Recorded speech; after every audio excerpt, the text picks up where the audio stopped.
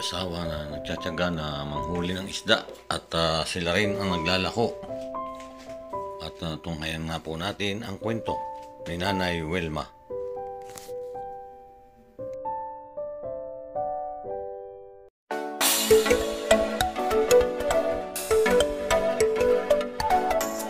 Ayan na, magandang umaga po at narito tayo sa tabing dagat. Nag-aabang po tayo ng mahuli po ng mga isda at yun, marami pa po doon sila ngayon na nangawil doon po sa lugar na yun. At ang ganda po ang panahon ngayon dito, kalmang-kalma. At mayroon daw po dito, may mga tao po dito sa lugar dito. At puntahan po natin at paano po doon tayo mga sauhan dito sa isang pukot po dito.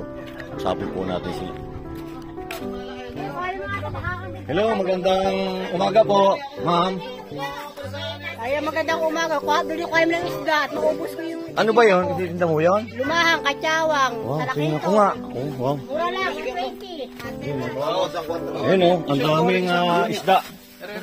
Ano ba o yan? Sino ba o may-ari niyan? Si Parang Demi, 120 sa kilo. Ay, ikaw ba ang magtitinda niyan? Ha? Alin ka ba natin, Dilwen? Ako ba magtitinda? Ang ano po, yung ano po, itong nanghuli sila dito. Ano pong pangalan niyo? Wilma Amaya po. Wilma Amaya? Opo. Mura lamang po ang isda dito, 120. Magaganda na Oh, po yun. 120, wow.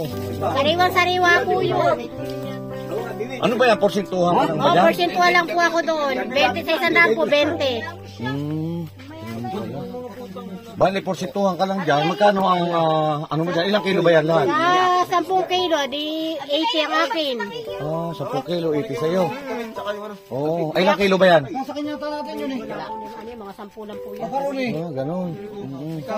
Ngayon, para hindi mo na ilako yan, Pakayawin mo na. kukuha lang ako doon ng isang piraso, Kuhanin ilang mo na malaki. lahat. Para wala ko ititinda. Hindi ka pa nga naglalako eh. Dapat maglako ka muna eh. Eh, hindi na ako napitira sa kariton.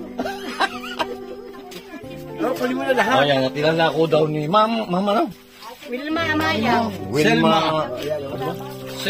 Wilma Amaya. Amaya. Wilma Amaya. Ano ba talaga? Naguguluhan ako sa inyo. Wilma Amaya. Oy, bakit may ganito? Iwalay. Eh, kinuha ko yun eh. Okay, ma'am. Sino ba yung isang yon? Naku, si Sharon Cunita pala. Uy, bilis ako na kuhain mo na ito. Oh, yan. At ito po, ay ititinda po raw niya. Ngayon po, para hindi na po siya mahirapan. At sobrang init po rin ang panahon ngayon eh. Ang init po rin ang panahon. Ay, ano po ito? Kukunin ko na. Ibibigay na po rin niyo sa akin ng mura yan. Oh, 120. Hindi po, kasi pag ako tumawad po niyan, ilang kilo ba ho yan? 10 kilo. 10 kilo yan. Sa 120. Sa 120. Oh. Ay, baka pwede pong yung kalahati lang kuhanin ko, yung mga 3 kilo lang. Okay lang ba sa'yo? Pwede ko mo yung iba. Makikita mo yung iba. Ah, titinda mo pa yung iba rin. Para may porsyento ako ito. Bakit pagka dito wala kang porsyento? Eh, wala. Dito sa may-ari. Abo. Wala pa. Ay, kayo ba yung may-ari? Oo. Oh, yan. Ano pangalan mo niya? Dewi po. Si Dewi. O yan, at Sir Dewi. Ito, kunin mo lahat. Bali, huli lang yun itong ngayong umaga. Ayun na, Sariwa-sariwa. huli lang ho niyan. Sariwan-sariwa. Ayan, bali pagkano pala, pag kinuha ko pala yan, wala kang porsyento. Wala. At paano, Pag sa labas, meron pa porsyento. Pag ay, dito, paano wala. yung pag kinuha dyan? Wala kang, Wala akong kang kita. kita. Oo, walang kita. Kamusta ba ang buhay mo? Ang pamumuhay mo dito? Magaganda. Pati na po ang kinikita. Sabi ko, ano ba talaga trabaho mo? Nangkitin na po ng isda. Asawa Yun lang ko pala talaga ang nanginisda. ititinda. Kung ito pala kukuhanin ko lahat, wala kang porsyento, wala ibibigay sa'yo. Wala, hindi mo lang bibigyan ba ng kahit pang ulam yan? Bibigyan ako ng pamerienda, coke, tinapay. Pangulam. Ano lang? Ulam, yun lang. Ganun ba? Pang tinapay, tsaka pang ulam. At least may ulam ka na. May ulam naman ako. Ilan ba ang anak mo? 2. Nag-aaral ba? Grade 9, tsaka grade 7. Ito lang ang ikinabubuhay pagtitinda. Pag-aarap ko yung pagtinda. Hindi ka ba sumasama dyan sa pamumukot? Abay, hindi po yung aking asawa na sa may Mr. Ko. Ano pa lang? Cornelio Amaya. Tagayot ba yan? Taga-Kalatagan. Taga-Taga Batangas. Taga-Kalatagan Batangas sa Karitunan. Tapos ang kayo ng bahay dito? Doon sa likod ng evacuation center. Sa evacuation center kayo? Doon sa may, likod dito, may school. Dito, yung mga nakatabi ng evacuation center. O yan, ay di ba yung paano ngayon, okay na lang kahit wala ka ng porsyento, ako na bibigay sa'yo ng porsyento, okay lang ba? Kukunin ko na yun sa'yo lahat. Ha? Magkano ba lahat yan? Ay, kukuntahin pa po Aba, yan kung magkano. hindi gusto ko sagutin mo agad yan. Kung magkano agad, wala nang kwintahan. Magkano yan? 1.5. Mga 2,000. Nakakalap Ang galing din. Ang galing din. 2,000 ay 500. Bakit magkano ba? Sabi niyo 10 kilo. Siyempre, may pinaka, ano mo na sa akin, parang tulong mo yung 500. Bali, ito. 1, 2, 3, 4, Ay, sariwa-sariwa ako. 7, 8, 9, 10, 11, 12. Ito kasama to? 13, 14. Kasama lahat. Kasama na ba lahat yan? Oo, kasama Wala, na, kasama kukuhanin mo na na lahat. yan. Oh, Hindi sige nga yan. magtitinda eh. May plastic. Wala nang magtitinda siya. Wala na ako titinda. Yan. Luto na. Ganda niya. Sariwa lahat oh. Magkano lahat yan? Ipengin plastic. Alagay itong malaki. Ayan, para hindi nila makapagtinda. Si ma'am, ma'am ano? Wilma. Ma'am Wilma. Ay kukuhanin ko nito dahil yun nga mainit din ang panahon. Baka pa ma-high blood, matabas pa ang dugo. May blood pa siya, tumasandugo. 9. Ito. 10.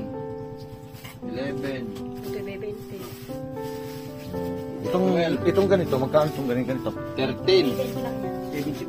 Ayan. Ano ba ito, tawilis? 13.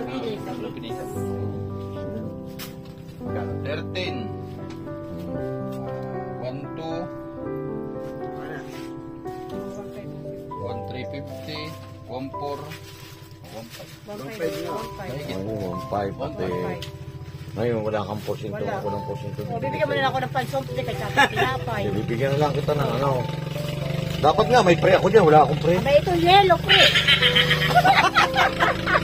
Ang galing naman ito. Sino ba yung asawa nito? Hindi mo.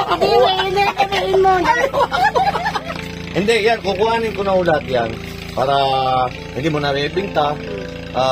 At yun nga, ang habol ko sa'yo para sobrang init naman. Hindi naman, pamimigay ko yan.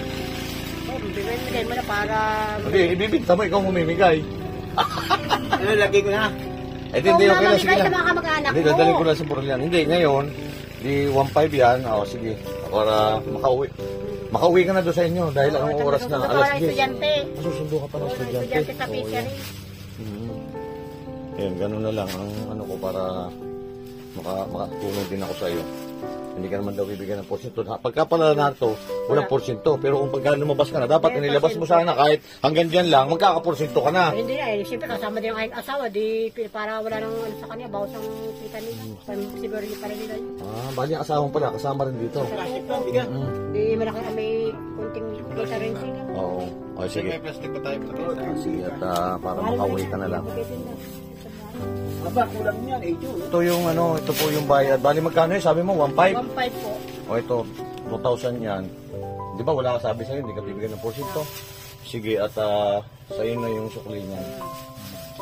Marami pong salamat at tinungan niyo po ako sa pagtitinda. Hindi na po ako maglalako at mainit po ang panahon. Baka po ma-high blood at ituloy niyo lang po sa akin. Kaya po.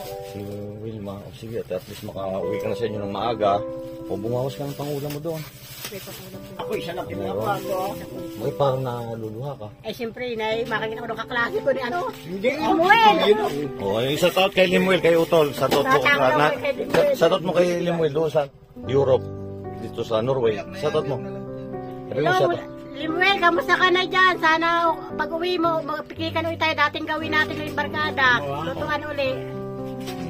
Yun na. At least muna pasayan natin si Ma'am Wilma. Pauwi na siya ng maaga. Ayan.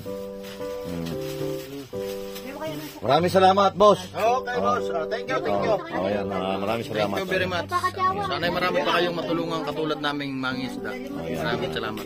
Ayan, maraming salamat po rin sa ating mga babayan na talagang masisipag dito.